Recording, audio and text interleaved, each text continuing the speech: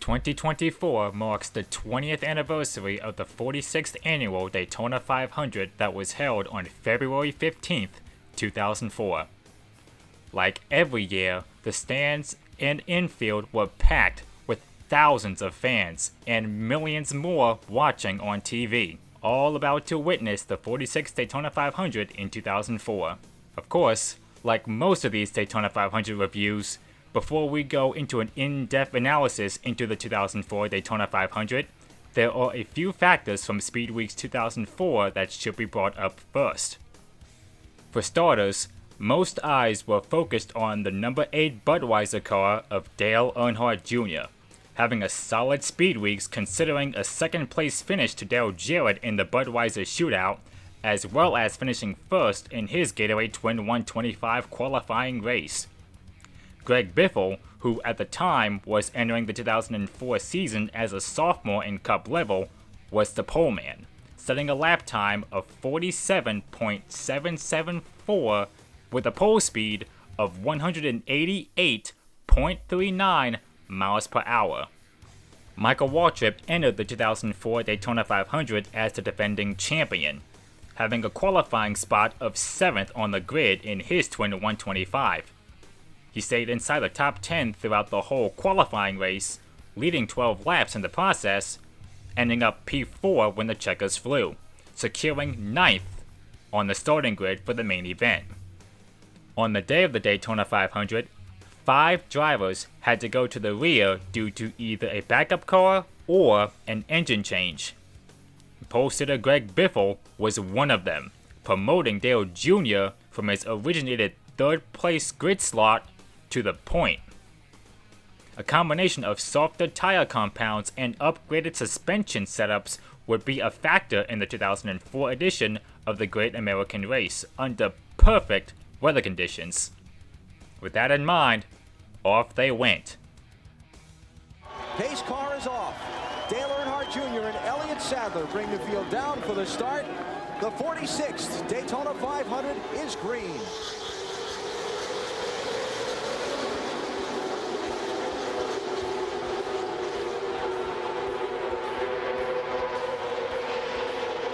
Now don't forget, it takes about a lap and a half, 2 laps to get these cars fully up to speed.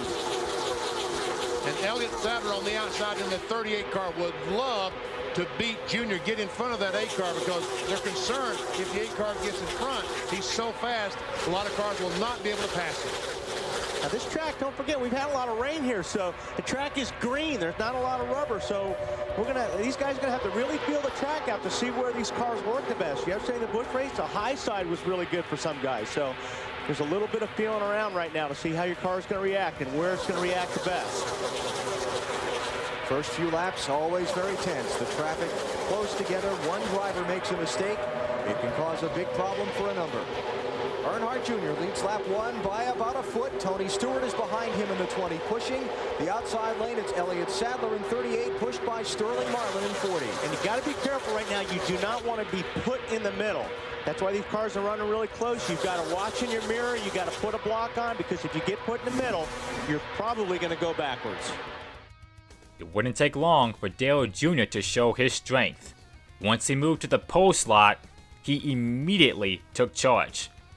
But not even at lap 10, already the first caution of the day when Mark Martin's engine went up in smoke. Oh, we got some smart guy 6 car.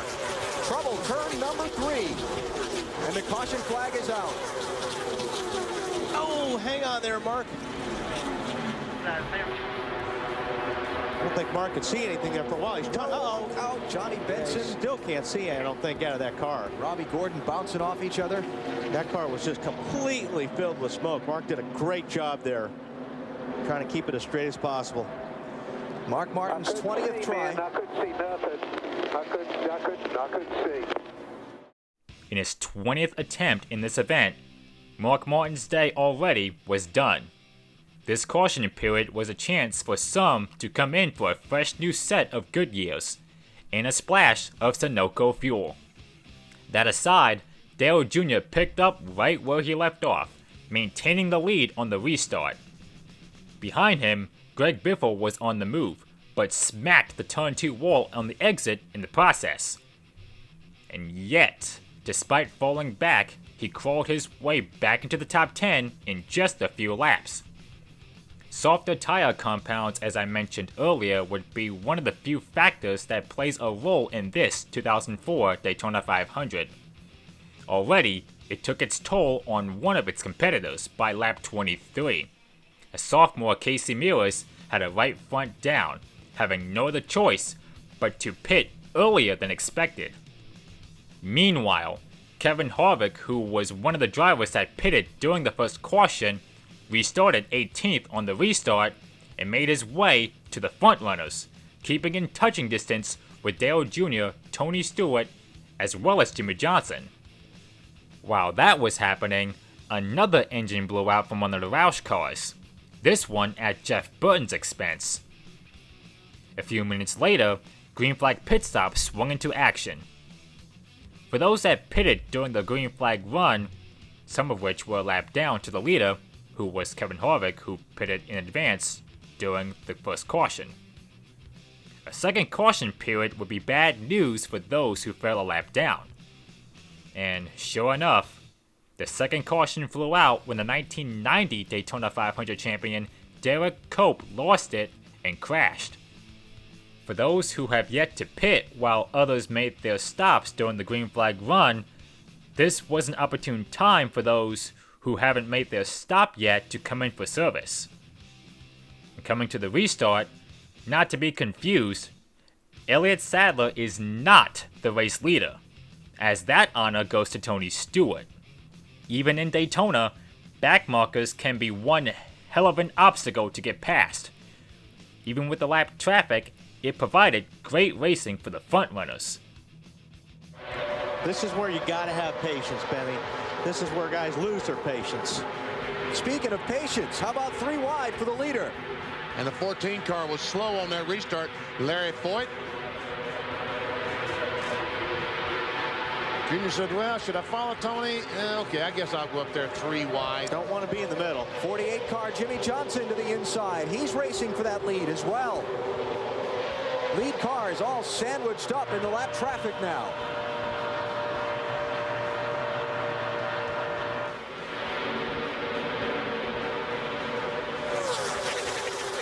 Got these guys right in front of Tony Stewart and Dale Jr. They're really using the mirror, Benny. Because you got to block the move if you can. You don't want to get past and put a lap down. Spencer caught in the center in the 7 car. When you get a lap down that just says, I can't win, you got to get that lap back. Got to be on the lead. As long as you're on the lead lap, you've always got a shot. Ricky Rudd goes a lap down.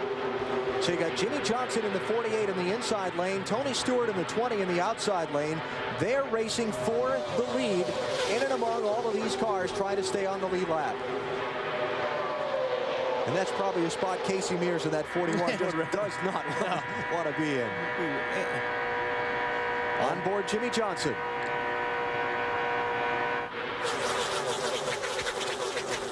Larry Foyt's car has made it around to the pit lane. We do stay under the green flag. Oh, look at the 97 car. Kurt Busch just drives down under Tony Stewart. What a move. So Jimmy Johnson takes the lead.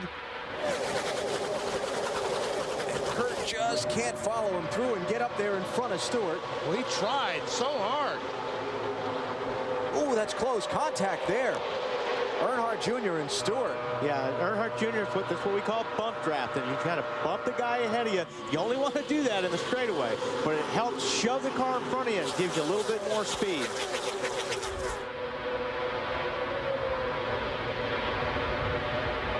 So Jimmy Johnson chose the lane that moved in that big traffic jam. He jumped down to that inside lane and has gotten in front of Stewart for the lead, but maybe not for long. Yeah, Stewart got a big run getting off the back straightaway into turn 3. Here goes Junior in the middle. Is he going to make it 3 wide?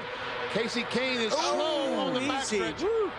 20 car. Wow, that's a handful. We saw Casey Kane, Ray Evernham's 9 car, off the pace. And that looked a little sideways, but you know what, folks? That's big sideways when you're running 190 miles per hour. Matt, what happened with the 9 car? Tommy Baldwin just asked Casey, is it running or is it coasting? He says it is coasting. They told him to try the backup ignition box to see if that might help the race car fire. Casey just said it's something big. Yeah, it's big. It is broken. It is smoking. It's big, Matt. He's got big smoke coming out of the pipes. Dale Earnhardt Jr. just pushing Tony Stewart down that backstretch. Jimmy Johnson in the 48 tried to mount another charge in that inside lane.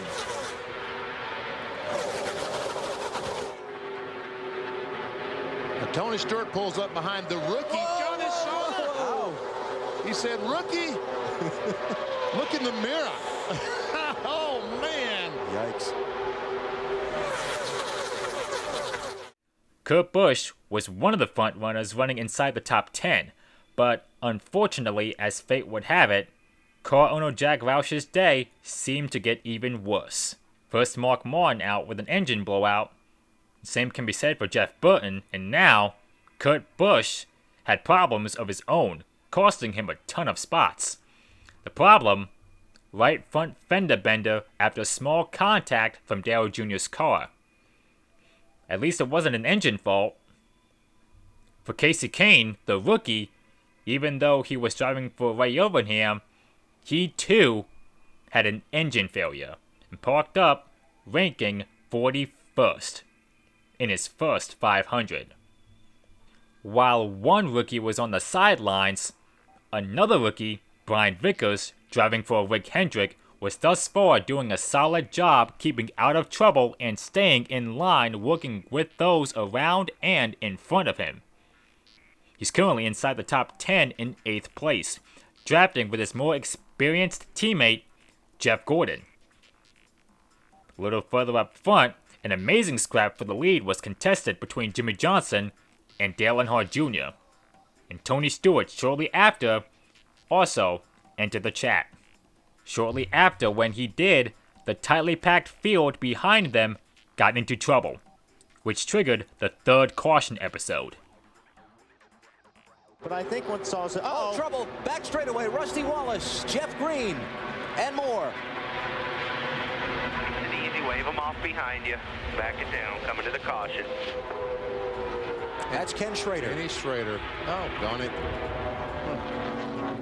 Schrader and Rusty and the 43 car. Man. There's Jeff Green. So Rusty will not win the Daytona 500 in 2004. Rusty Wallace in his 22nd Daytona 500 try. The 42 just came up.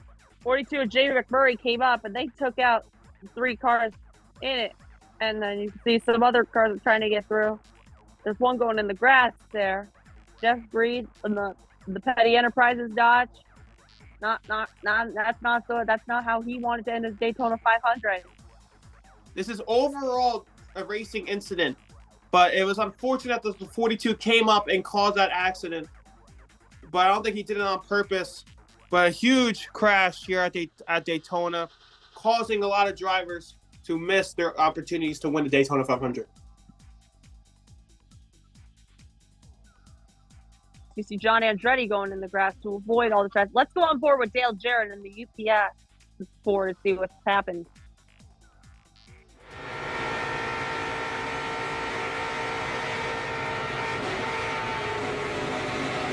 He just barely gets by. This is Jeremy Mayfield. And he's going to end up in the grass. Yeah, this is not good for Jeremy because he got it slowed down a lot before he hit the grass. That was good. This was good news for those who fell a lap or more down to get back on the lead lap or get one of the laps lost back.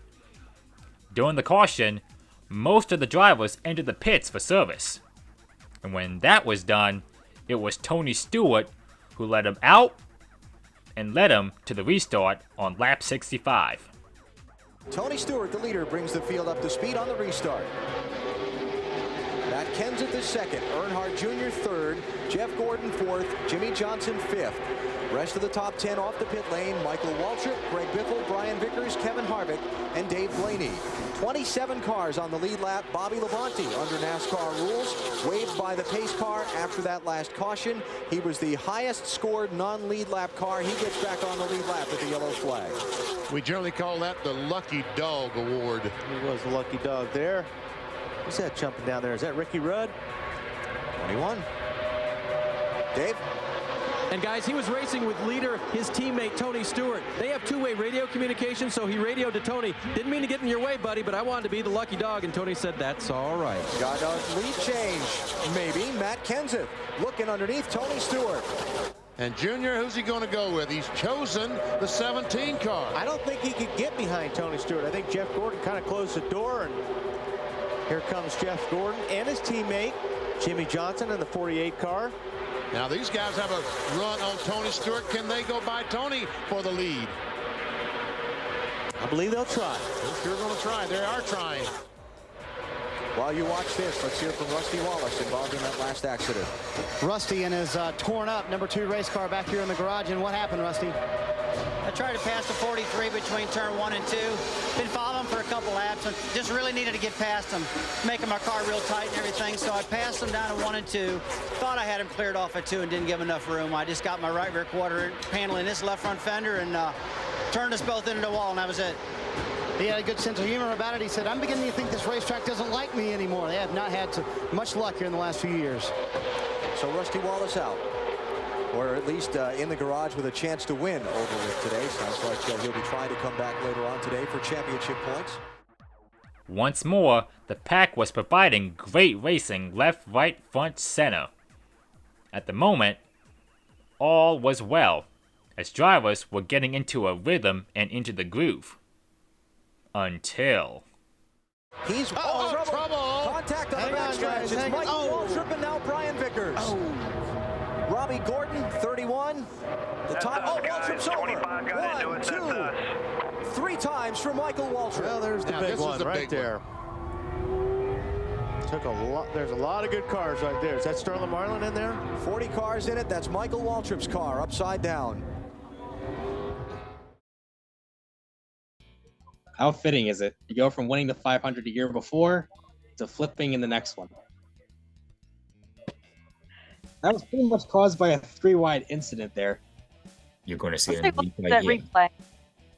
Here we go. So what happens here? Johnny rookie. He made it 3. Johnny Sawyer in the 3rd. He makes a 3-wide and scrapes against Vickers a little bit. Waltrip then ends up turning Vickers. And then Robbie Gordon and Michael Waltrip make contact.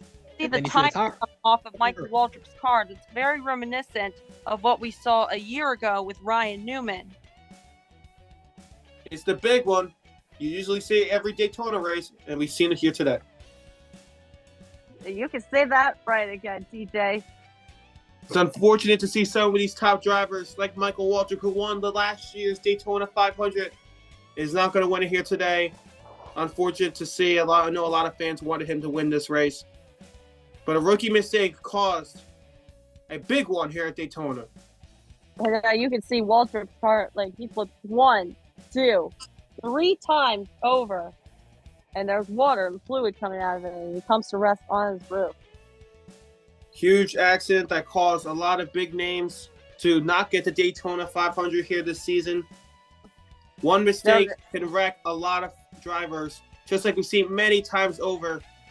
One mistake could cause multiple drivers their chances of winning the Great American Race. And now they have to wait another 12 more months to do it all over again in 2005. Exactly my point. Yeah, so here we go again. Contact again here. Vickers gets turned. Waltrip then goes down, gets hit by Robbie Gordon, and right there's the dig. And tire goes off, and then he's going 1, 2, 3 times over, and then he comes to rest in his roof. That's the scary part too. For like when you're stopping, that's the scary part. But I will say one thing about this though, the good news for Michael though, of course, even though he is a tall guy and he's kind of hanging around in there, the sheet metal is probably crushing him while he's in there a little bit.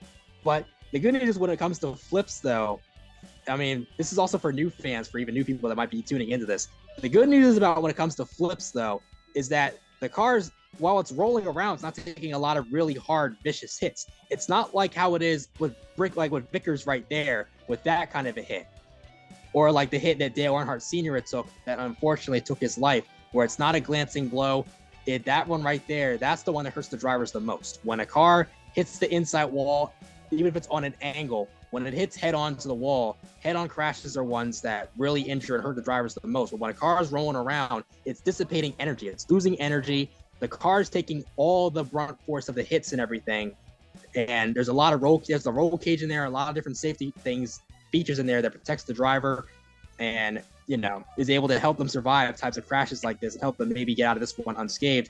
So luckily for Michael, he got out of this one without any kind of injuries whatsoever. He's able to walk. Yeah, just a small little brief history lesson, I guess. But these kind of accidents, though, as scary as they may be, they're losing energy. They're not as vicious of wrecks as they seem to be when it comes to a head-on hit. The head-on collisions, though, those are a driver's worst nightmare.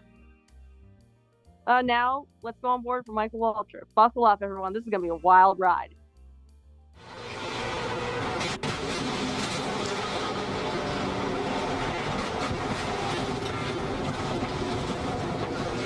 That's us, guys. 25 got into us. That's us.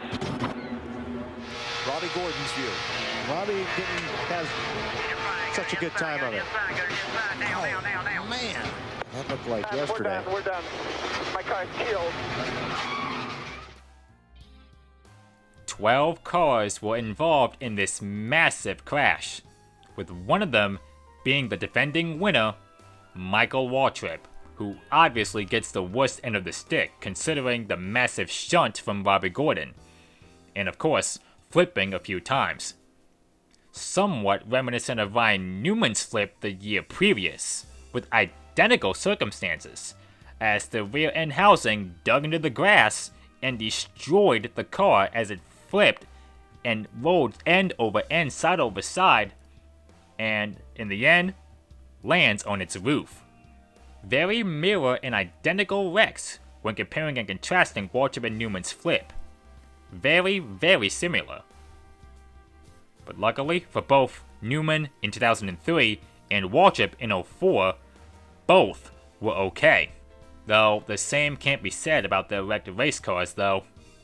Fast forward to the restart hitting the 200-mile marker in this stage as Jeff Gordon takes charge, while simultaneously Michael Waltrip shares what happened during the wreck from his point of view. Well, Michael Waltrip, you look a little dirty, but are you okay? Yeah, I'm fine. Just unfortunate. I was on the outside and I survived one rookie being on the inside of me, but I guess when the second one decided to dive in there, it was too much. They got together and pinned me into the wall, and that grass down on the back stretch is just real dangerous deal. You hit it and it sends the car flipping. Is it a scary ride? I mean, I know it is. Is it quiet like everybody says when you're upside down like that? No, it was pretty hard bounces off the road, and then when the car stopped, I was pinned way bad. I felt like one of those dudes at Mirage at the Le Cirque or whatever it is. I was in a box and I couldn't get out, and I didn't appreciate the way the safety workers were going about it. So I was trying to tell them just to turn the car over. I just flipped 10 times or 5 times or 2 times. I don't know how many times. Running 180 and survived it. All they had to do was set it back over and I could get out. They were cutting bars. The whole car was on top of me. I don't know what bar they thought they were going to cut that would have alleviated the hole I was in. But my brother told me the other day that all the great ones have flipped at Daytona. I guess I'm one of them now. How frustrating was it to be pinned in like that, Michael?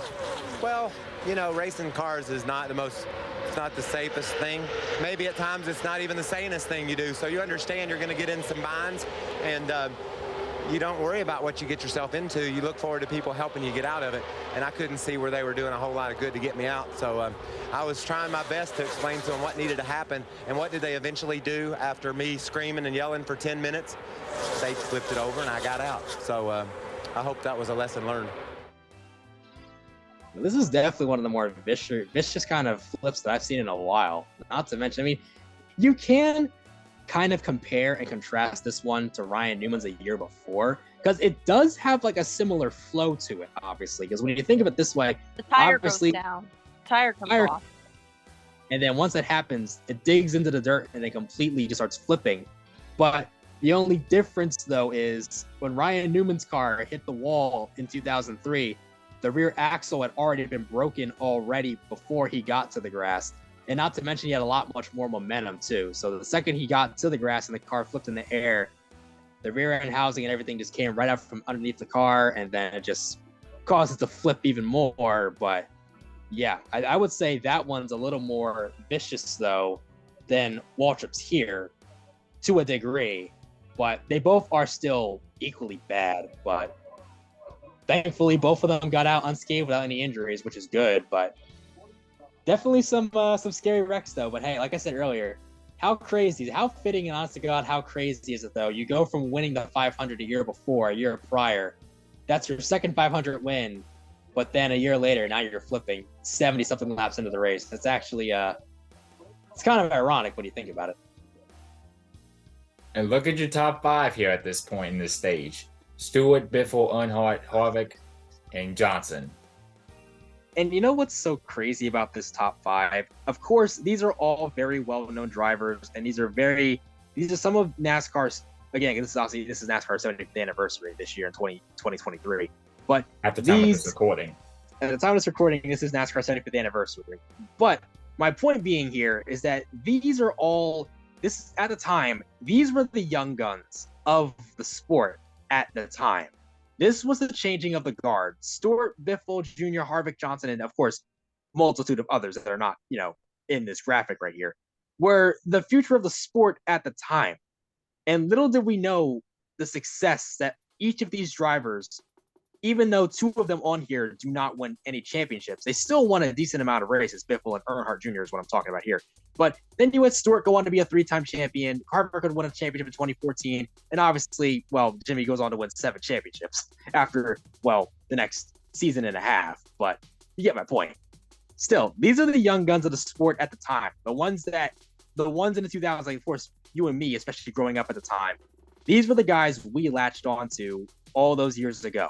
We had no idea what they would become as the years progressed, but we were there to see it. And of course, these guys now are the legends that we know today in NASCAR's 75th year.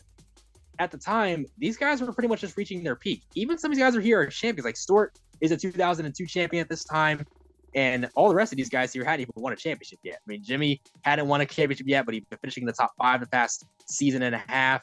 Harvick had burst onto the scene, has been doing pretty solid for the most part. Junior's turning into a championship contender. Biffle, this is his second full-time year. I think 2003 was his rookie year, from what I remember. You're correct on that. I figured as much. But yeah, these are the young guys of the sport. And of course, Stewart's technically a veteran at this point. Obviously, he's already won a championship, and he's one of the top veterans of the sport at this point. But still, you get my drift. These are still some of the young guys that carried the sport. These are some of the guys that carried NASCAR through the 90s and into the 2000s during its peak years, because they came into the sport at a time when the NASCAR needed new stars, and they delivered on a weekly basis. They got these great cars and took advantage of it from start to finish. But yeah, at this point, Tony Stewart's leading the race, and it's got a pretty good, obviously at this point, he probably has like the best car. But of course, we'll see later how that turns out. At the moment, it is very strung out. There is a little bit of single file racing going on. This definitely, you can tell this is a much different package than what the previous 500s have had. It's not the 2001 package, and it's not the 2002 package. This is a much different package that they're running here for this racetrack specifically, and for this race specifically as well. You definitely see a lot much more single file and a lot much more of the pack being broken up. And tell you what, I think this kind of racing style is actually, dare I say, better than the current day pack racing, because as unexciting as this may look right now, when the pack is this spread out like this, at least you don't have everyone jockeying for position so much to the point where there could be a potential wreck. There's some space in between the leaders. There's some space between the cars. And even still, you can draft up behind guys and still get a run on them, even if you don't have any help, which is nice too. the pack being broken up like this is not a bad thing by any means. It's actually a pretty solid thing, in my humble opinion, I feel like, because it's just when you break the pack up like this, it makes the racing, I would say, dare I say, to a degree, a little bit more exciting, but also it keeps the flow feeling pretty good too. It keeps the flow going, I feel like. I don't know. That's just me. I just feel like it's just a little bit better when the pack is broken up like this, because having everybody just fighting for the same real estate lap after lap after lap, most people has a conception that close racing is good racing. And guess what? I want to be honest and tell you that, to be frank, close racing does not always mean good racing. It just means everyone's racing close together. It doesn't always say that the closest racing possible is always good racing. That's just a well-known thing. Just pointing that out, really. At the front of the pack, things were getting really good. After some hair-raising moments and a rundown through the field, we reached and passed the halfway point of the race, as Tony Stewart retakes command and, in other words, takes back the lead. But not for long, as the lead was traded with the likes of Jimmy Johnson, Matt Kenseth, and even John Andretti. This was because green flag pit stops swung into action. It'll be 4 tires for Dale Earnhardt Jr. They'll fill it full of fuel. Again, he wanted to pit with the 20. The 16 latched on with that, so the 16, which was talking about coming with a 24, and the 48 came with the 20 and the 8. Oh, Tony got out a lot quicker than the 8 car of Dale Jr. and Biffle, so they may be able to catch him. Dave Blaney hard on the brakes. Kurt Busch coming with the leaders. Jeff Gordon, Scott Wimmer, Kevin Harvick. Most of the rest of this lead pack going to dive in. Stops will come at the conclusion of lap 108. Jimmy Johnson pitting all the way down toward the turn 1 end of the pit road. Go ahead, Dave. Elliott Sadler's car was tight. The guys will go to the right side, change those tires. Air pressure adjustment to help Elliott's condition. Bill? Blaney had to lock him up and put it right on the pit board sign, just what his crew chief wanted. 4 tires, fuel, no adjustments, Matt. A clean grill for Jimmy Johnson. A little bit of slow work on the left rear. An air pressure adjustment. His car was still tight, although it had gotten better with the last adjustment. Still tight. An air pressure adjustment for Jeff Gordon. He says when the car bump tracks him, he gets really loose. 1 pound in the right front, Alan. All right, Matt. Here come Stewart and Biffle and Earnhardt Jr. blowing right past these guys, just getting up to speed off the pit lane. Well, see, they've been out there with 2 or 3 laps with fresher tires, and they're able to run probably a second a lap faster because of those newer tires. Marty? Matt Kenseth's car BP is a little bit too loose at the start of the run. A pound out of the right rear tire, a half pound out of the left front tire, trying to tighten it up. He said the draft's getting a little crazy out there right now. Well, he doesn't have any help right now with him leaving pit lane. Here's Mayfield's stop, Dave. And Jeremy's been working mostly on aero all day, guys. That left front, they replaced a whole side of the car, the front of that nose. And then they were thinking about replacing the right front as well, but they've basically been trying to massage that all day. They'll make another 4-tire stop here, get Jeremy on his way. When pit stops were done, for now, Tony Stewart was back on point with Greg Biffle and Dale Earnhardt Jr. in hot pursuit. At Greg Biffle's expense, there were moments where he had to keep the temperature of the revs down, as he was experiencing a bit of overheating. This allowed those behind to catch up to the front 3, with Scott Wimmer being one of them, driving for Bill Davis, which this team and car had won this event just 2 years previously, courtesy of Ward Burton at the time. And now here in 2004, the Bill Davis racing team have a good chance once more putting themselves in a good position at this stage, as Scott Wimmer, who was one of the rookies, doing his best to keep it clean and keep close with the front runners to have a shot at winning this thing. But for the moment, he is running inside the top 10. For the moment at the front, Tony Stewart leads and would be there for some time, considering he was the one who led the most laps. Lap 137 out of 200 brought us some more green flag pit stops, which very nearly ended in disaster for Kurt Busch and Johnny Sauter. Luckily, only just missed Kurt's rear. And trust me, that's frightening from where I stand down here behind a hopefully protective wall. 4 tires for Stewart, no changes, full of fuel. They didn't want to change anything. Certainly didn't want to make it any looser, Tony said. Weber? Dale Earnhardt Jr. said his car is the best it's been when he's in traffic, but they want to still try and get him out front. Major chassis adjustment, Matt. They were concerned about possible damage to that right front fender. It was fine. A 4-tire change. He's not going to beat out the 20. They made a half a pound air pressure adjustment out of that right rear. Dale Earnhardt Jr., though, kind of separated there. See Stewart, then Kurt Busch, the lap car, then Wimmer, and then a gap. Back to Dale Jr. Here's Jeff Gordon on pit road, Dave Blaney, Kevin Harvick, Joe Nemechek now among the lead group. In the Army car. And now Johnny Sauter coming in to serve a penalty for that little blast through pit road a minute ago. Dave? Kevin Harvick brings the 29 in. They didn't get all the tape off the nose they wanted to last time. He was running hot, but not too hot. They'll take some more off this time. 4-tire change, no chassis adjustments. Matt? On the previous lap, Jeff Gordon, Ketis Mikan said the 8 is pitting, the 8 is pitting. What do we want to do? Robbie Loomis said stay out for a few more laps. A 4-tire change. Again, Bill, no adjustments for Jeff Gordon. The 23 of Dave Blaney drag races the 0-1 off of pit road. Cars just a little bit tight all around. Fuel 4 tires. He's off of pit road.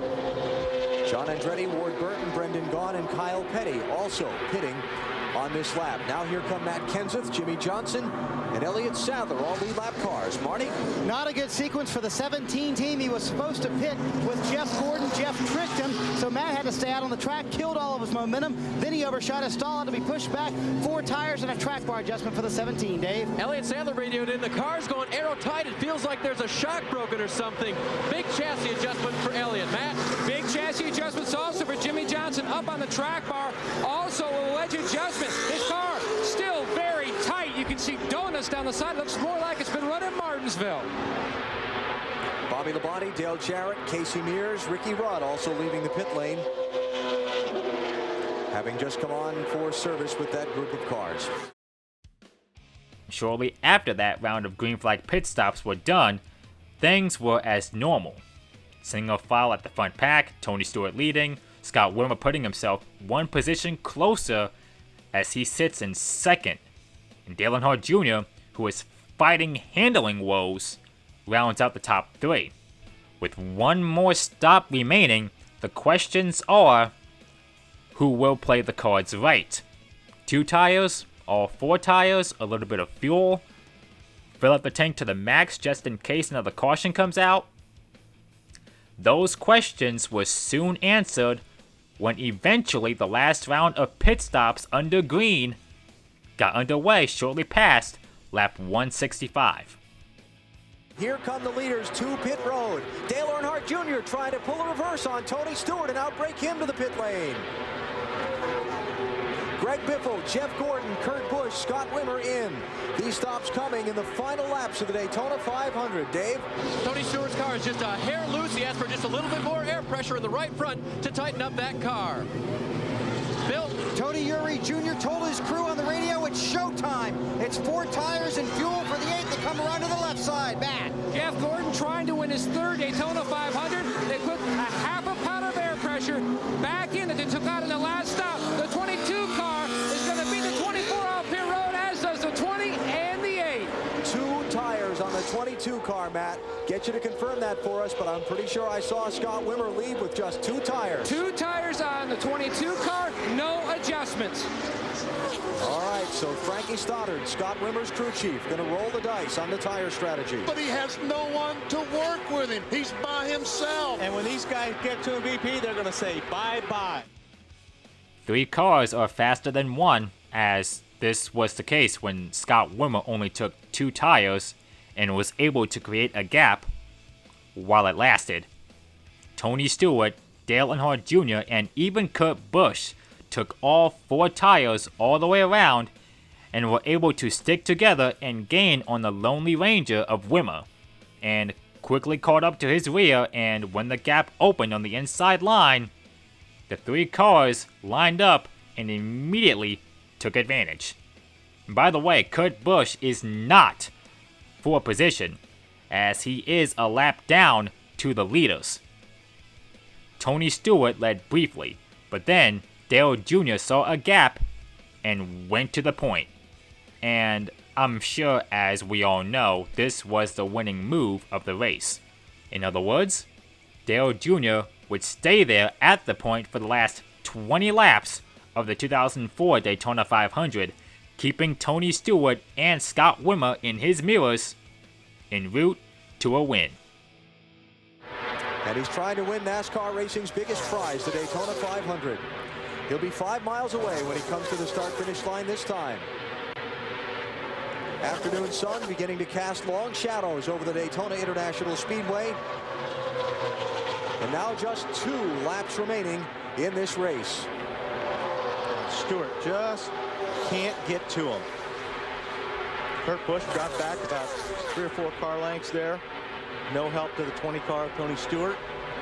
But remember, we think back to what happened to Bill Elliott at Homestead. Dale Earnhardt Sr. here. And his father in 1990 on the last lap, about right here. Yeah. Fuel, Junior? Cut a tire. You're perfect. Not a problem at all. We've been stopping short for him all day. And lost the race.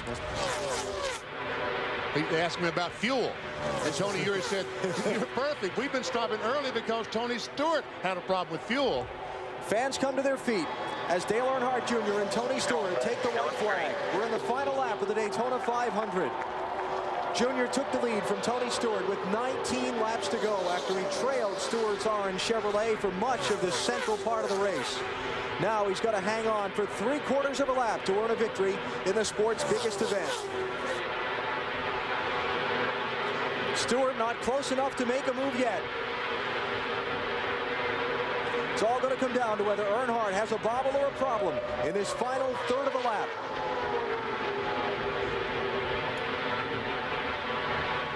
Yeah, you can't get emotional yet because you've got to get off turn 4 and back to the start-finish line. And you can see it now. The legacy continues. Dale Earnhardt Jr. wins the 46th Daytona 500. Got it.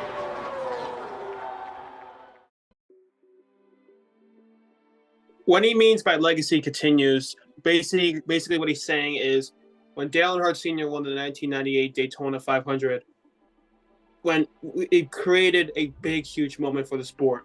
And when his son won the Daytona 500 4 years later, it's showing that father like son, you know what I mean? So basically, long story short, when Dale Jr. won the Daytona 500, it's carrying on the legacy of Dale Sr. and creating his own legacy. Just like, you know, Dale Sr. won the 500 in 1998, Dale Jr. won it in 2004. Just 6 years removed, 6 years back in 1998, it would be his father, Dale Earnhardt Sr., winning the Daytona 500 on his 20th try to win the race. And 6 years later, in only 5 starts, Dale Earnhardt Jr., his son, is a Daytona 500 champion for the first time in his Cup Series career. And just to be real with you, just that saying, the legacy continues, that means a lot if you really put it into context, especially when you take in how long it took his dad to win this race. Over 20 years strong, 20 years of grinding, 20 years of blood, sweat, tears, and perseverance. And anything and everything in his own fiber to win that one race. Just to win this race once meant so much to him. But for his son, this is only his 5th attempt at it. His previous 4 attempts, he had finished well every single time. And this is the one time he was finally able to get it after just missing the cut the last couple times. But this is a monumental win right here. It means everything. It really does. But not to mention, you can only imagine what this means in the moment for, not just for this man right here, Tony Eury Sr., but for Dale Earnhardt Jr. specifically, for the entire Earnhardt family, and just because I can only imagine they probably did not know if Junior would ever win it or not. I'm sure Junior actually was asked about it I think, before the race, and one of his biggest fears, I think, was not winning this race or winning a championship. But the good news is he was able to put all that to rest during this day, winning the 500 for the first time. Of course, he would go on to win it over 10 years later in 2014, but today, this is his first of two, and he did it in the best way possible on the grandest stage at Daytona International Speedway in his 5th attempt. Something, even though his dad couldn't have done that and wasn't able to, Dale Earnhardt Jr. did it, his own son, and he gets to celebrate as a 500 champion.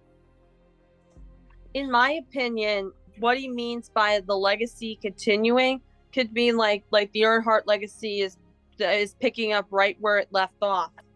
And then he would also do it again in 2014. He won his second Daytona 500. And then Austin Dillon, in 2018, continued on the legacy of the 3 car. And Austin Dillon, who was in victory lane with Dale Earnhardt in 1998, along with his brother Ty Dillon, Austin Dillon got to continue the legacy of the 3 winning at Daytona. How fitting is it, though? How fitting is it, though, that 6 years removed after his dad wins it, and only just about 3 years after his dad passes away at the same racetrack, he's able to continue the legacy, not only at DEI, but in the name of Earnhardt, and grab his own self a Daytona 500 championship trophy. How crazy is that? In his 5th attempt, Dale Earnhardt Jr. won the Super Bowl of stock car racing, the Daytona 500, winning the 46th edition. Flash back 6 years on this day of the race, his father, Dale Earnhardt, won the Daytona 500 as well. The only kicker is that Dale Jr. won in his 5th try. Earnhardt Sr. won it after 20 tries. In someone's 6th try to win the event, who that someone was Tony Stewart, being content with leading the most laps and satisfied with 2nd place. What would turn out to be his best finish ever out of his Daytona 500 attempts, before and after 2004. This is what he had to say when the event wrapped up. I'll tell you what, I couldn't be more proud of this Home Depot team.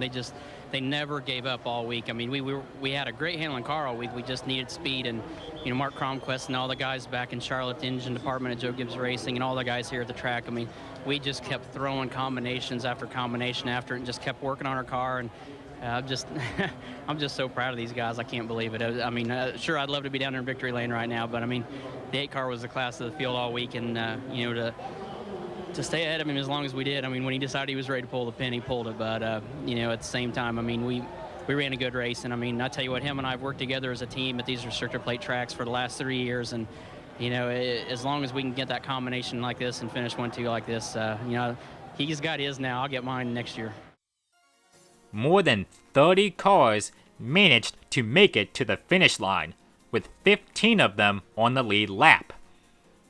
As you'd guess, Dale Jr.'s win defined the 2004 Daytona 500, as it is, rightfully so, the most remembered moment in the 46th edition of the Daytona 500, along with Michael Waltrip's flip. By the way, regarding and speaking of Dale Earnhardt Jr., he wasn't done yet. In other words, what I'm trying to say is, the following day, the season opener NASCAR Busch Series race continued after the start of it got pushed back by rain. And as you would guess, Dale Jr. was the man to beat, and got the job done 2 days straight. First the Daytona 500, and now, for the 3rd year in a row, wins the Busch Series season opener to kickstart off his 2004 season with an immense bang. Second in the shootout, first in his Gatorade 125, first in the Daytona 500, and first in the NASCAR Busch Series season opener from Daytona. Definitely a Speed Weeks to remember for the Earnhardts and Junior Nation. Regarding a short, brief recap of the whole Daytona 500 from 2004, this race saw a total number of 26 lead changes, with an average speed of 156.345 miles per hour, with 4 cautions for 23 laps, as well as a race length of 3 hours and 11 minutes long. Looking at the list of lap leaders, Tony Stewart led the most laps with 98. Dale Jr. led the second most with 58. Jimmy Johnson rounds out the podium in the list, leading 16 out front. The top 3 only to lead in double figures. Jeff Gordon managed to lead for 8 laps, and Kevin Harvick led 6 out front. Scott Wimmer and Kyle Petty both led for 5 laps. Matt Kenseth with 2, and 2 drivers led 1 lone lap, with those 2 being John Andretti and Terry Labonte. 10 different drivers with, again, trades for the lead 26 times overall. Now we come to the most anticipated part of this project. As such, it's been a tradition when it comes to documentaries formatted like this. Anyway, for those who have been watching my content and documentaries like this for a while now, you already know what's coming and know the drill. But for those that don't know what's about to happen next, let me give you a brief rundown. Myself and others who took part in this project will go an in-depth analysis on a certain driver or drivers that passed with flying colors and did well, and those who failed and didn't do so well and didn't live up to expectations, as we go over certain drivers inside the following categories, with those being driver of the race, driver on the move, the cold seat, and the recent category, biggest highlight.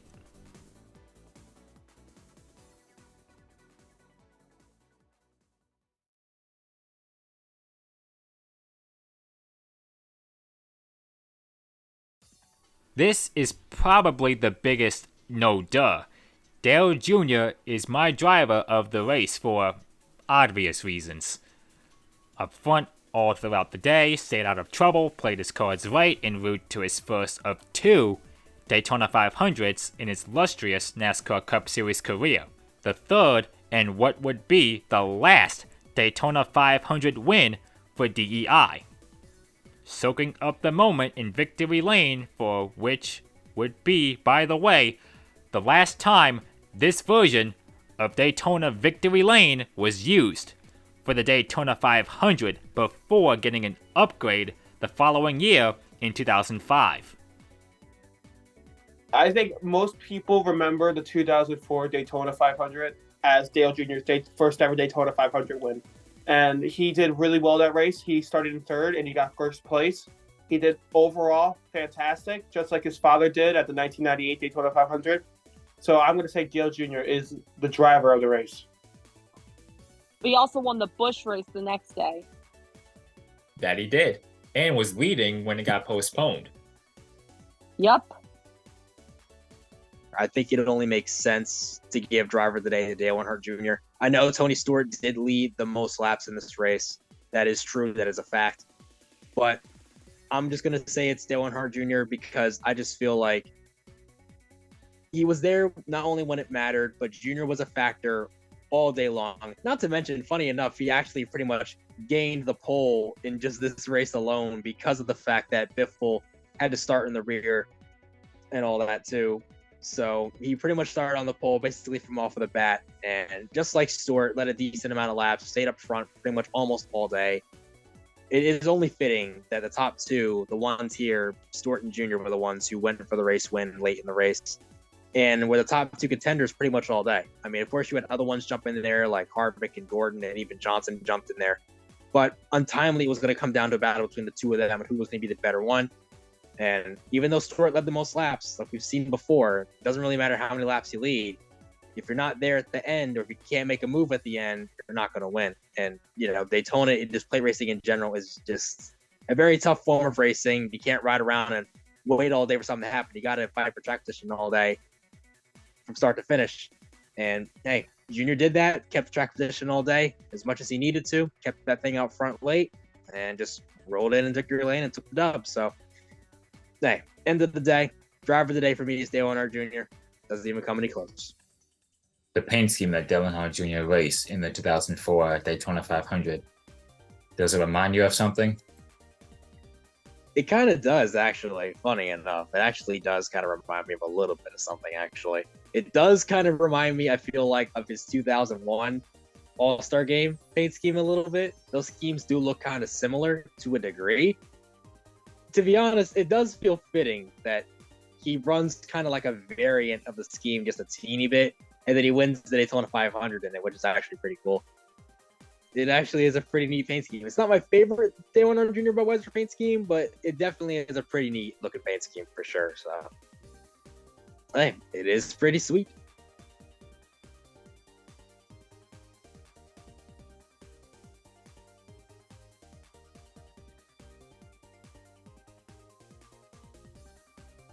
There were a handful of rookies in the 2004 Daytona 500. While a few of them finished well down the order, the opposite can be said about Scott Wimmer. Like I mentioned earlier, was up there with the front runners in the late stages when it counted the most, even though he only took 2 tires during the last round of stops. It was, regardless, enough to stay within reach of the top 2 of Earnhardt Jr. and Stewart to keep inside the top 3, and ended up finishing on the podium in 3rd place, after starting from 26th on the starting grid. He probably would have won it had he held on to the lead just a little while longer and shut the door at the precise time, but in this case, 4 tires were better than 2. But it was a perfect result for the rookie nonetheless. And for the 22 camp as a whole, walking out of the high banks of Daytona with a strong result of, again, 3rd place. Good way to kick off Wimmer's rookie season in the Cup Series. The person that obviously sticks out to me the most is that 22 car. I mean, look at where he starts here. He starts 20th. He started back in row 13, methodically made his way up, was quiet throughout the day, but he kept himself inside of that top 10 pretty much almost all day, all race long, and untimely. Even though he wasn't much of a factor for the win, he still made his presence known and made a really good first impression at the super speedways as far as Daytona was concerned. So, hey, I think he more than is well deserving of the driver on the move spot. I think that Scott Wimmer, although this is his only top 5 of the year, And his Cup Series career as a whole. His Cup Series career as a whole, because the rest of the time it was absolute hell. I am gonna say Mike Skinner. He started dead last on the field. Although he finished 2 laps down, he came home in 22nd. That's a pretty big spot gain from last to 22nd. Fair enough.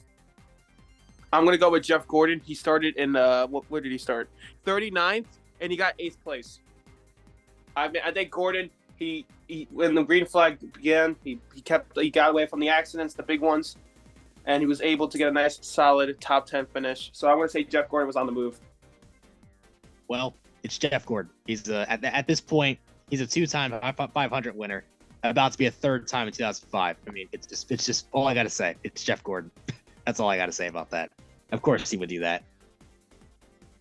What about Greg Biffle? He was the one that started dead last. Yeah, like Biffle almost got into the big one, but he was able to break free. So reality in Daytona, you got to be lucky. You got to be in the right place in the right time to win or get a good solid finish there. Imagine Denny Hamlin was Gordon or race. Greg Biffle are the drivers of the drivers on the move category.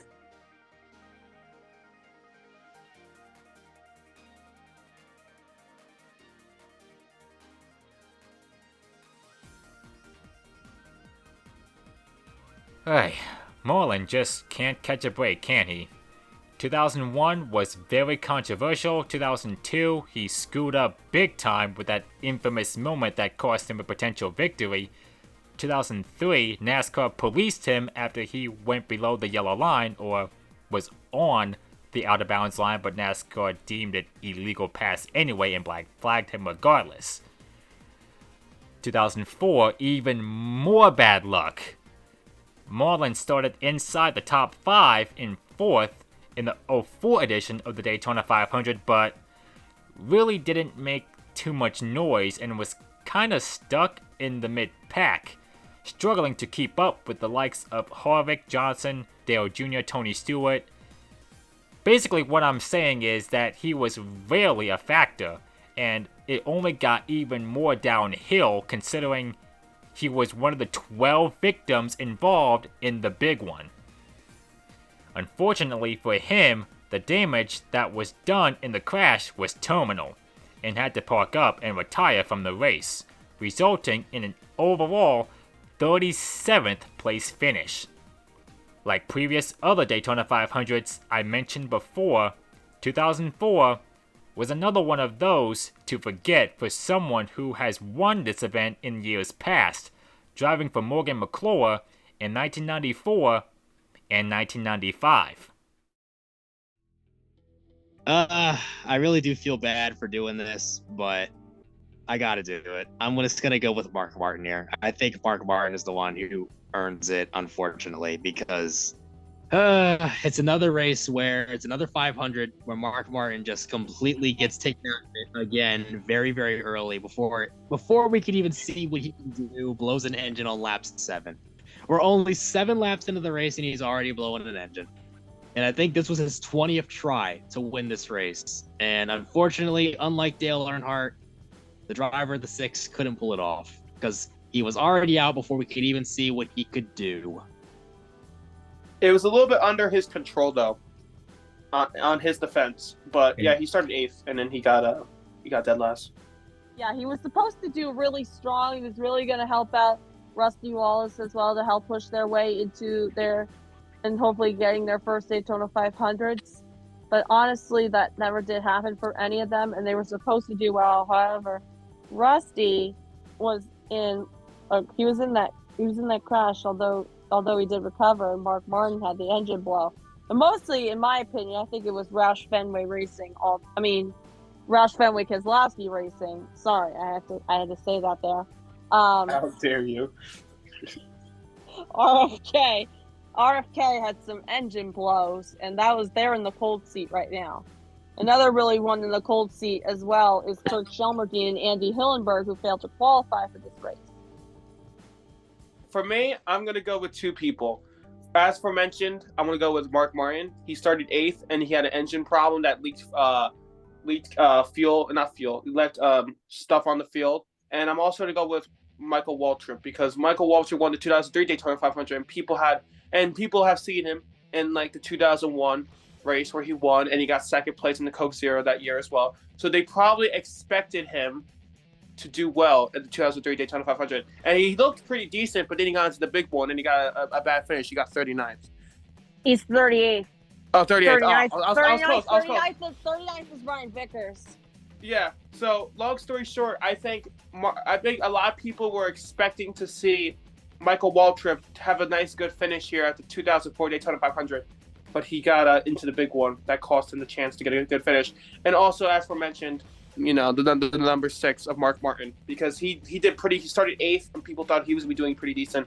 But again, he got the engine problems, and a lot of stuff fell into the racetrack and caused more problems. So I'm going to give Mark Martin and Michael Waltrip, the drivers that just looked good, but then they had a bad finish.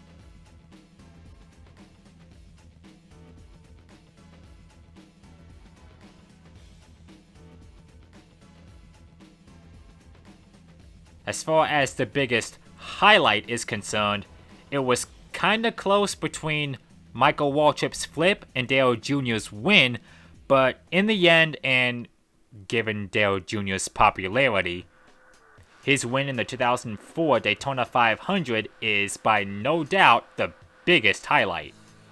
One of the biggest highlights in Dale Jr.'s career period, and obviously Daytona 500 history, and NASCAR history as a whole. You definitely can make an argument and make a case for both, because it literally is like the biggest contrast between two drivers here. Both teammates, one of them's race ends in a flip and in a violent wreck, and then of course the other one here ends in victory. It really is poetic when you think about it. One ends in agony, the other ends in victory. I think it's only fitting that Michael was able to have his twice in the last 2 to 3 years, and Junior finally is able to get his this year in 2004, and is able to do this right here, the same exact thing that his dad did 6 years earlier. Do a burnout in the grass in front of the entire Daytona fans and everybody that's watching. Just doing exactly what his daddy did in just thrilling fashion. And it's just, I think his dad was riding in there with him that day too, because if you really want to break it down, how else do you think someone's going to do something like that? How else do you think Junior makes these moves? It's just, it's pretty. Look very closely in the victory lane that you see there. This is the last time they're going to use this victory lane. Oh yeah, that's right. This is the last time. Well, Dale Jr. Oh, come on, bud. Let you go. I'll let you go. This is why I say one at a time, please. Okay.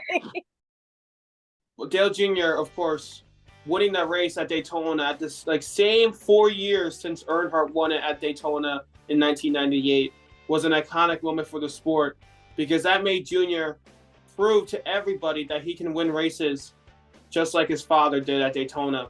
And that moment in that paint scheme, almost as similar as the one that he won the Coke Zero back in 2001 after Earnhardt passed away. The moment of him getting out of the race car and winning the Daytona 500 just like his father did, and doing it lesser attempts than Earnhardt, shows that Junior does have a lot of talent in that race car. And Junior did really well, staying really consistent in the front. Since I remember, he's been following Tony. He followed Tony Stewart's tracks, and then with 19 to go, he passed Scott Wimmer. Not all NASCAR passed Scott Wimmer. He also did is that he also passed Tony Stewart. Although he's been working with. He wanted to work with Tony Stewart. He was his preferred drafting partner, and with the continuing of the legacy of the Earnhardt family at winning at Daytona, I think he just proved that he could win any race at any given point. In conclusion, the 2004 Daytona 500 from 20 years ago, as I have said with other Daytona 500 documentaries like this one in the past, aside from the 2001, a definite classic. And for those who are Dale Jr. fans, this race, I am pleased to say, is one of those races Junior won. If you haven't already, you should watch the entire length of this very race at some point, of course, whenever you get the chance to. And on the other note, I'd like to thank those who are not only watching this presentation and had gotten up to this point in the video, but also a shout out to those who had agreed to partake in this project. Without you or your support, I don't know where I'd be, to be frank, and I'm blessed to have an immense support from my friends, family, and fellow supporters and subscribers of this YouTube channel. And speaking of which, considering that this is pretty much everything that's been covered up, ladies and gentlemen, that wraps up today's video presentation. If you've liked what you've seen, click that like button to show this video love and support. If you've really liked what you've seen, hit that red subscribe button to stay up to date with more NASCAR related documentaries like this one on this YouTube channel. And to those who haven't subscribed yet and are possibly doing so right now, and to those who are already subscribed but haven't done so at this point, I highly recommend turning on that notification bell so that way you won't miss out on a new post on this YouTube channel, especially considering I don't post often, given the amount of time, work, and effort I put into this stuff. The more, the merrier. In other words, the more you support this channel, the more content that'll come your way. But until then, I, Turn 4 Productions, signing off the mic, as always, and until next time and further notice, peace out, stay safe, and have a good one.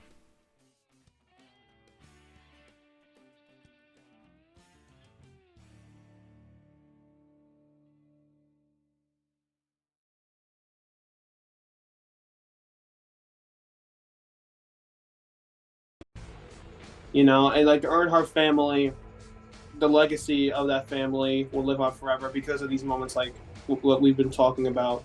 Especially like with Carson Eldridge, Dale Jr.'s niece, and Kelly Earnhardt's son Wyatt is also starting to race. Exactly. And that was a big win for a lot of Junior Nation was going crazy probably. And remember, this is an era before social media. Everyone on Dale Jr. probably would have joined Twitter. Twitter was there in 2004. Facebook was a thing. I know Twitter didn't come until 06, but also like he joined Twitter when he won his second Daytona 500. Overall, I think this was a really amazing race. I think that's why they put it in, and NASCAR put it in as part of their top 75 top 75 greatest races of all time. This should definitely be out there, and this will be rewatched and replayed for years to come. Overall, the 2004 Daytona 500 is one of the most iconic races in NASCAR's history. Just like said, it was part of the 75 greatest races of all time. And I got to admit, that race is going to live on forever because of the amount of circumstances in that race. You saw crashes, you saw good racing, and you saw Dale Jr. win his first ever Daytona 500, just like his father did 4 years ago on the same exact day back in 1998. And also 10 years later, he would win the Daytona 500 back in 2014. For me, it's A or B tier. I mean, it's a hot topic debate, really, I feel like, because most people do not have this race in their top 5 or their top 10. And I think for me, it probably is just outside or at least within my top 10.